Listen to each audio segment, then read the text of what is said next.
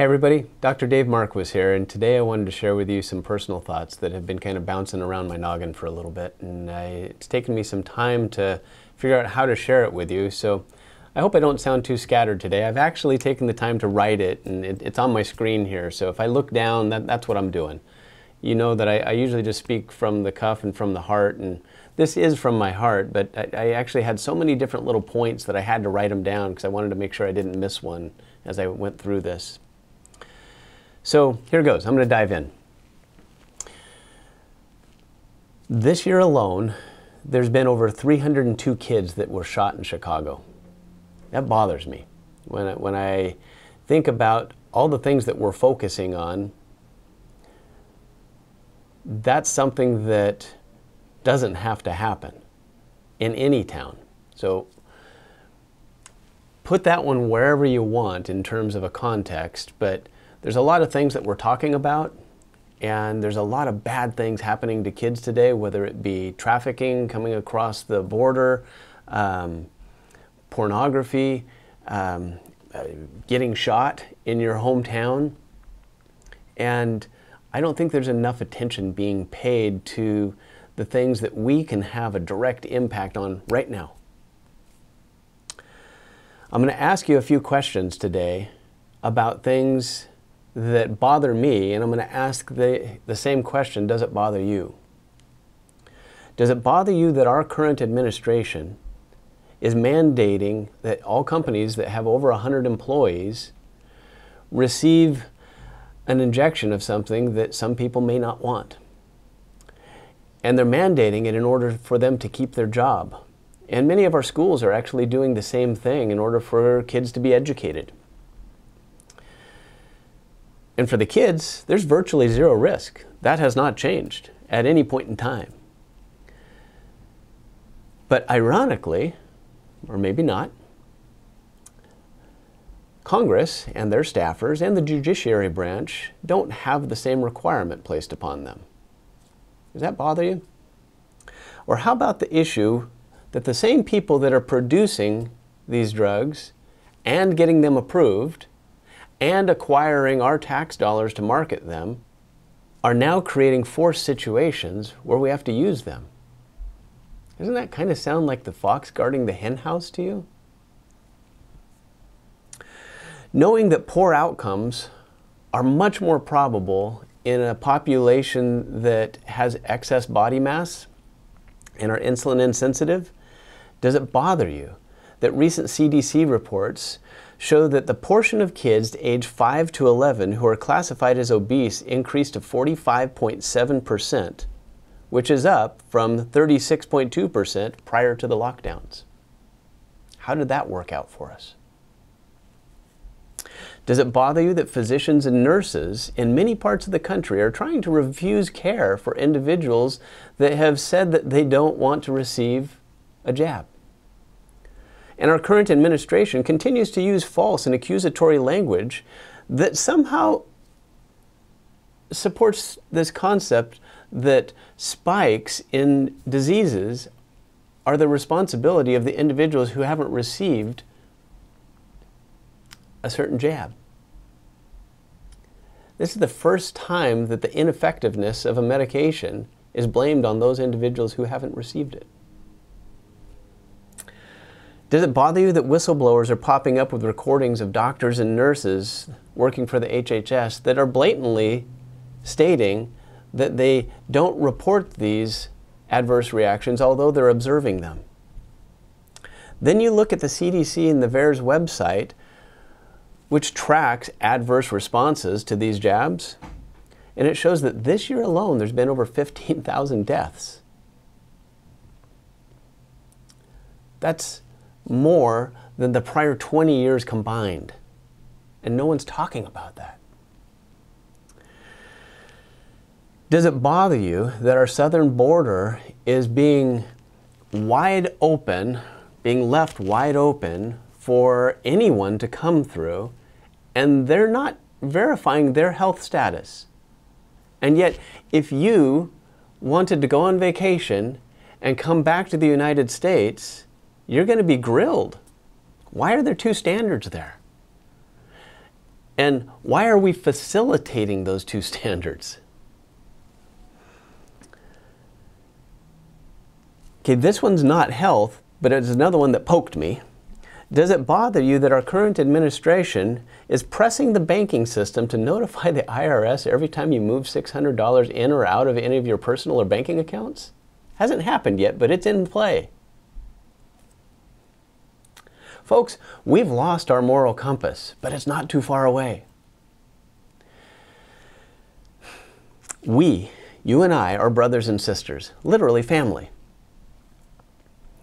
And if you find yourself pointing your finger and assigning blame to something that you're uncomfortable with in society right now, we, family, have lost.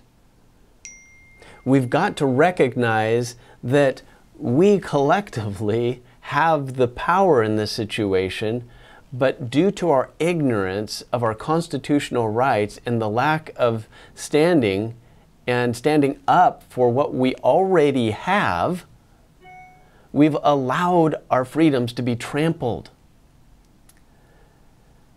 We created this government, not the other way around. They did not create us or give us any rights. Those are God-given. So what I'm asking is, rather than a fear-based mindset of, oh no, what am I going to wake up to tomorrow? Get a little angry inside about the situation, but righteous indignation, righteous anger. Stand up for what is rightfully yours and mine. We've got to say no to tyranny. And any government that creates mandates, remember, a mandate, or even if it's something that they want to call a law, if it's not supported by the Constitution, it's not legitimate. So these mandates that are trying to be imposed on individuals to impact how they get educated, how they get their food, how they work to provide for their family, where they can live, all of these things are not legal.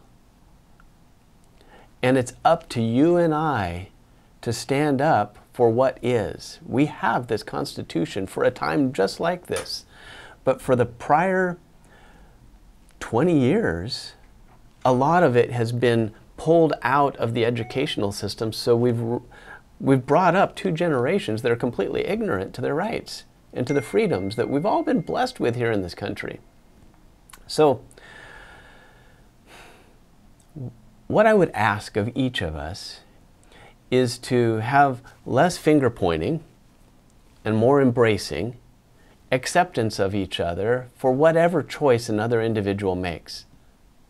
Personal autonomy is priority.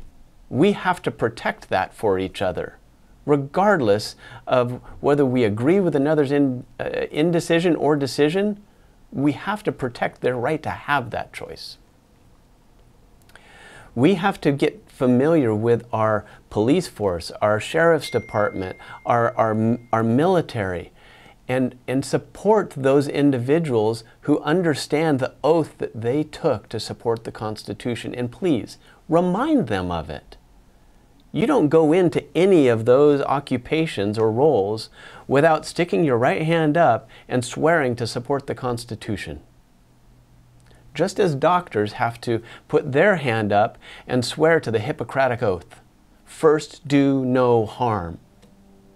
That's what we are sworn to do.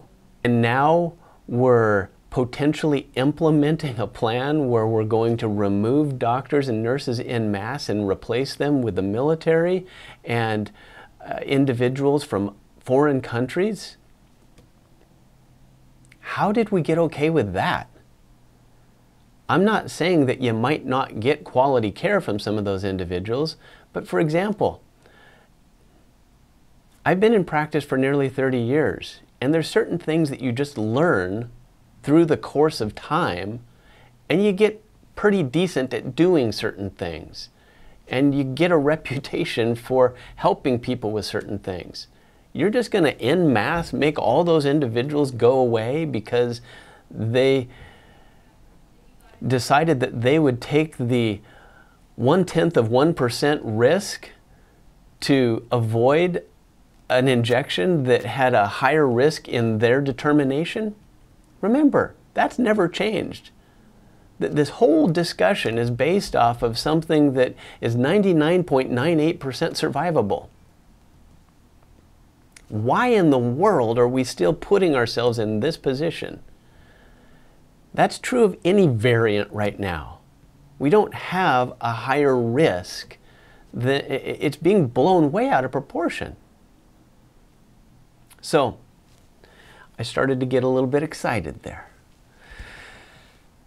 But please recognize that, and I feel personally, it's righteous indignation. I'm not fearful. I am fired up because I want you to get fired up too. And I want us to collectively band our arms together and say enough is enough and take our country back. Protect our kids. You should be able to go to the grocery store whenever you want. You should be able to have your child educated wherever you want and learn whatever you want them to learn. You should be able to have employment in any place that you are qualified for and you want to work at. It shouldn't be based off of a healthcare decision. So, that's my message today. I hope it sparks a little fire. I hope it lets you know that there are other people out there that are probably thinking the same thing as you, and we've got to share our voice collectively. Get fired up and have a great day.